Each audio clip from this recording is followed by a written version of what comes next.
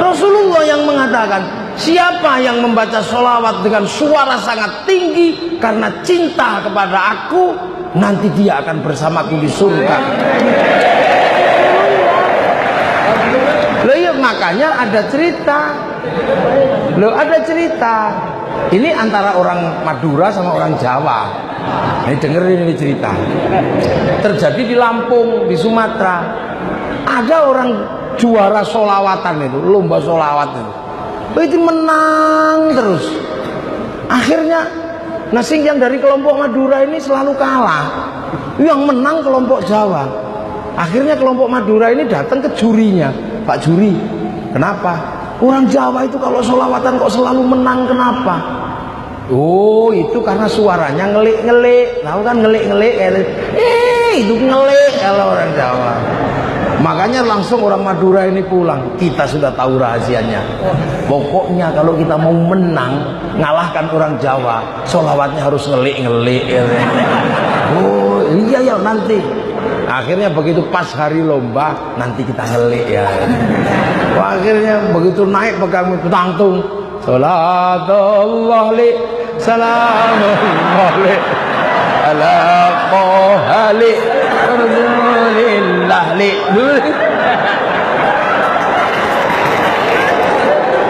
Ngelik-ngelik itu. Salah tamsir. Nah, itu makanya para jamaah Indonesia indah diajarkan sama ulama gitu. Yang senengannya dangdut ya dangdutan.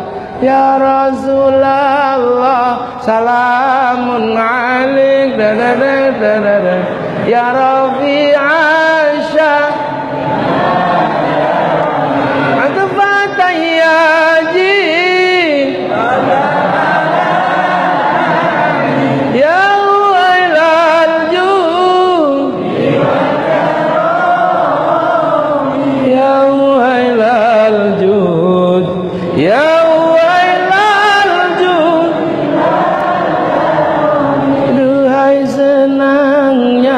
pengantin baru.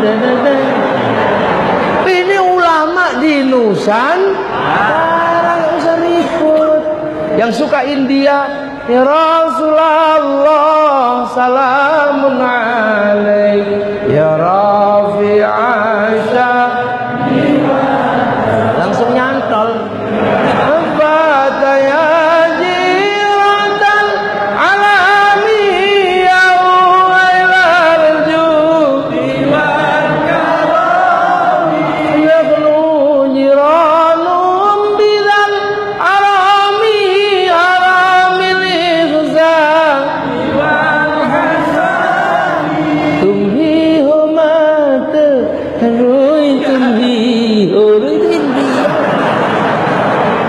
Sukanya Jawa, ya Nabi salam alaika, ya Rasul salam salam, angeliak numpak.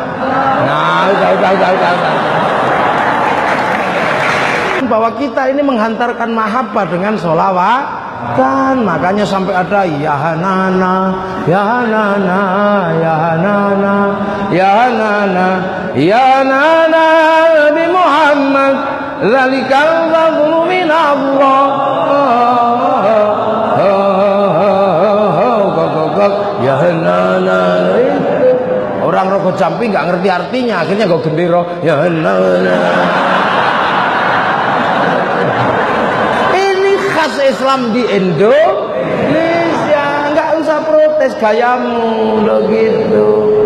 Makanya orang-orang sini mampu menghantarkan mahabbah kepada Rasulullah. Hasilnya apa? Orang-orang yang penuh cinta pada Rasulullah. Makanya sholawatan ada yang joget-joget, ada yang anta syamsun, anta badrun. Ini tanda cinta. Cinta itu pasti melahirkan gerakan yang indah. Lihat pacar dari jauh, yes. Cinta Rasul ya nana, menghasilkan pujian-pujian. Anta syamsun anta badrun, dek wajahmu seperti purnama. Sampean protes dengan kalimat cinta dengan bahasa fikih, sampean yang kunslet. Hulu itu berlebihan. Masa cintaku anta syamsun anta badrun? Kamu tidak mengenal cinta. Kalau bahasa cinta dilihat dari fikih rusak semua. Dek, sehari aku tidak bertemu denganmu, mati aku. Nah itu kalau dilihat dari ilmu fikih ya musyrik. Makanya hati-hati sembian. Lu itu sekarang orang lihat itu musyrik, itu berlebihan. Anta syamsun anta badrun ya Rabbi bil Mustafa. Lu kalau orang cinta itu, dek, aku ingin sehidup semati bersamamu. Matiku karena matimu, hidupku karena hidupmu. Ayo musyrik tok nih kalimat. Lalu itu makanya jangankan bahasa mahabbah dengan bahasa fikih, Quran dengan Quran kalau tidak dikasih ilmu bisa orang bisa konslet.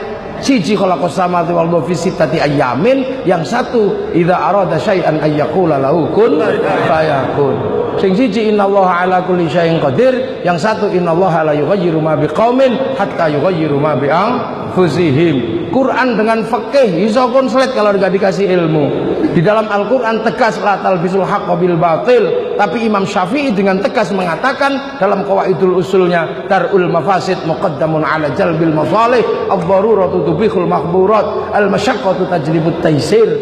Apa kita enggak lihat di dalam Quran innani anallah la ilaha illa ana fa'budni wa ma khalaqtul jinna wal insa illa liya'budun. Tapi kenapa Ibnu Athaillah Asyakandari nulis hikam pada bab pertamanya min alamatil i'timadi alal amal nuqsanur raja'i 'inda wujudiz zalal. Ora tambahmu konslet sampean. Makanya sekarang banyak orang membicarakan sholawat dengan bahasa menggunakan ilmu fikih, nggak nyambung, malah sampean yang konslet. Bahasa cinta itu bahasa yang nggak bisa dibahas. Ingin ku mati bila tak ingat dosa, ingin rasanya aku pulang ke rahim ibu. Itu sampean bahas ya ribut, masa kepalamu segede itu mau kembali ke rahim ibu? Lo itu bahasa cintanya Robi'ah al-Adawiyah kepada Allah, sampean berani melakukannya, nggak akan denger aja miris kita. Ya Allah, kalau ada nikmat buatku di dunia aku tidak butuh sama sekali, serahkan pada musuh-musuhmu. Kalau ada nikmat buatku di akhirat nanti aku juga gak membutuhkannya, serahkan kepada kekasih-kekasihmu. Kalau ibadahku karena aku pengen surga, tutup surga itu dariku. Kalau ibadahku karena takut neraka, buka neraka, bakar aku di dalamnya. Tapi kalau ibadahku ya Allah karena aku rindu kepadamu, jangan sekali-sekali kau palingkan wajahmu dariku. Wani sampean. Enggak berani, ini bahasa cinta. Makanya Rhoma Irama ketika kehilangan kekasihnya punya bahasa cinta yang nggak bisa dibahas. Apa bahasa cintanya Rhoma Irama? Ku tahu rumus dunia, musyrik itu. Masa kamu tahu rumusnya dunia? Oh ya Allah aja. Seorang perempuan ditinggal kekasihnya karena saking cintanya, tidak tanya yang lain tapi langsung tanya kepada Allah, pacarnya ada di mana? Seandainya aku bertemu Tuhan, akan kutanyakan tentang dirimu. Coba. Makanya kalau sudah berbicara cinta, yang paling mampu menggambarkan adalah Ibnu Katsir dalam kitabnya Qissatul Anbiya, menjelaskan tentang burung pipit atau manuk emprit. Kalau orang Madura bilang manuk kedi. Burung emprit itu jatuh cinta, merayu kekasihnya di samping singgasana Nabi Sulaiman. Dia lupa Nabi Sulaiman ini tahu bahasa burung. Dek emprit, apa mas emprit? I love you, pret.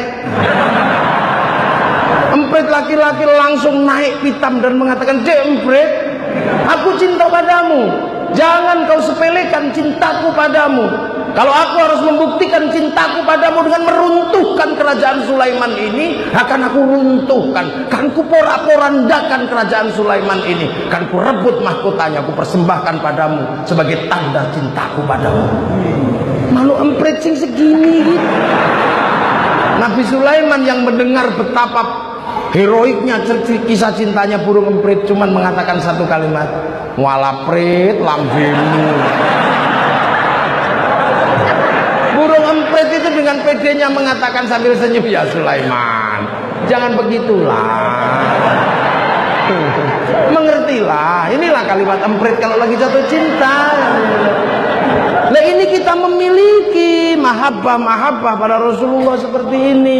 Maka Habib Ali Al-Jufri di Makkah sana menyatakan, saya belum pernah ketemu orang-orang yang begitu cintanya pada Rasulullah seperti cintanya orang Indonesia.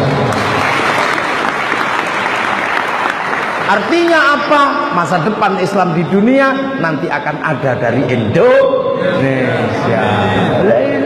Lah itu terjadi karena sholawatan, karena maulid, karena khol. Akhirnya kita ngerti, oh asal usulnya sini. Oh dulu para wali makamnya di sana, khol di sana, itu ke sana. Akhirnya orang Banyuwangi bisa cinta sama Gresik karena di Gresik ada makamnya Sunan Giri, bisa mencintai Tuban karena di sana ada sepupunya namanya Sunan Bonang, bisa mencintai Demak karena di sana ada makamnya Sunan Kalijogo. Akhirnya orang-orang seperti ini akan tumbuh cinta di mana jasad-jasad para gurunya bersemayam. Artinya apa? Secara otomatis dia akan cinta dengan tanah di mana gurunya bersemayam. Inilah landasan dasar cinta tanah air atau hubbul watan minal iman. Maka gak ada santri kok jadi teroris, gak ada. Suruh ngebom Surabaya, gak enak sama makamnya Sunan Ampel. Setiap hari ketemu kayak begini rukun. Ada apa-apa ngumpul, ada apa-apa ngumpul. Yang kurang satu makanannya. Ya, nah itu nanti. Ya ini amma ba'du. Ya ini baru mukodimah saya. Nanti kapan-kapan tak jelasin lagi lebih panjang tentang maulid dan kelanjutannya, tentang bangsa ini seperti apa. Karena wali datang dulu itu beratnya luar biasa. Karena kita bangsa terkuat di dunia, bangsa terkuat di Asia itu Indonesia. Kerajaannya Majapahit.